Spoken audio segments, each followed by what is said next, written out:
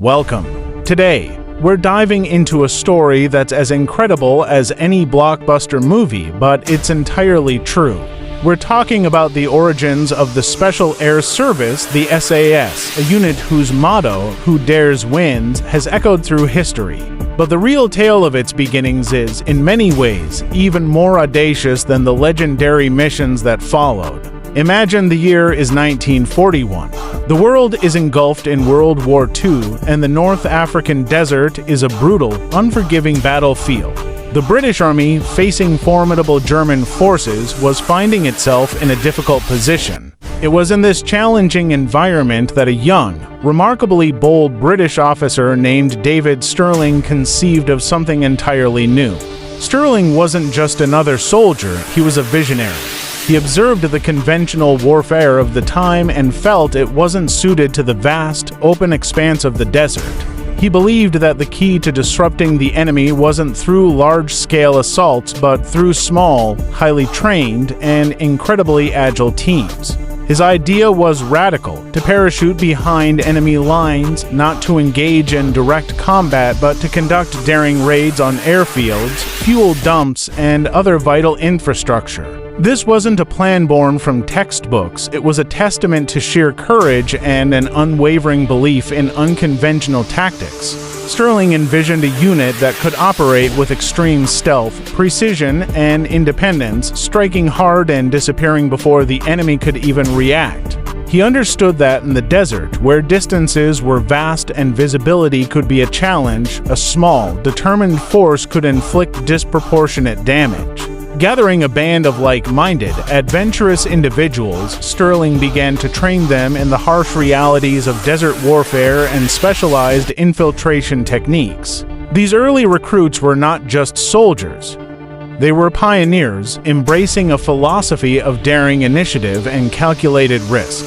They were the very embodiment of "who dares wins" before the motto was even officially adopted. The initial operations were fraught with peril. The desert itself was an enemy with extreme temperatures, sandstorms, and the constant threat of discovery. Yet, these small teams, armed with ingenuity and immense bravery, began to achieve remarkable successes. They proved that a well-executed, audacious plan could indeed turn the tide, even against a seemingly overwhelming force. The story of the SAS's inception is a powerful reminder that sometimes the most effective solutions come from challenging the status quo and daring to think differently. It's a narrative of courage, innovation, and the extraordinary impact a few determined individuals can have. Thank you for joining us on this journey into the past. We hope you found this story as inspiring as we do. If you enjoyed this glimpse into military history, consider following for more fascinating tales. Welcome. Imagine this: the scorching sun beating down on the North African desert, and the British Army facing a grim reality. They were losing.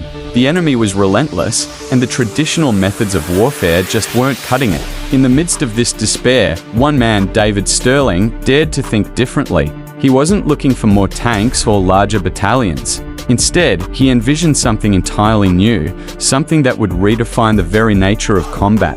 Stirling's vision was audacious, almost unbelievable to the seasoned military minds of the time. He proposed a radical departure from conventional warfare. Forget massive assaults and lumbering armored divisions. His idea was about precision, about stealth, about striking with surgical accuracy. He imagined small, elite teams operating in the shadows, moving like ghosts behind enemy lines. Their mission: to disrupt, to sow chaos, and then to disappear as quickly and silently as they arrived. Think of it as a whisper that could bring down a giant. This concept was so far removed from established military doctrine that it was met with outright skepticism, even outright refusal.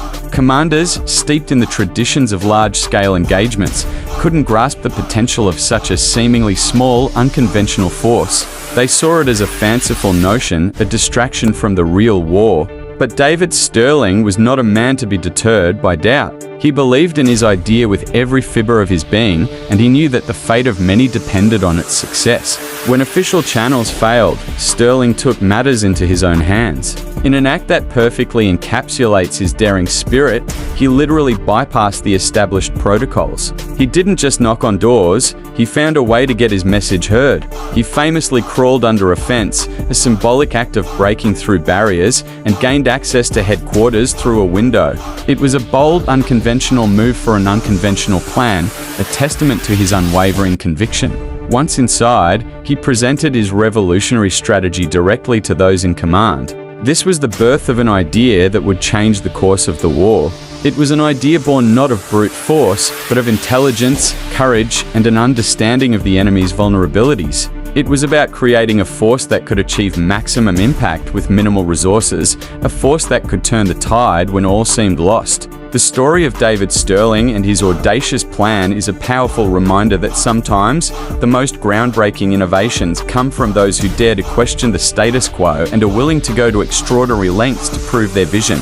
It's a narrative that speaks to the power of belief and the impact one determined individual can have. Thank you for joining us on this incredible journey. If you found this story inspiring, consider following for more captivating tales.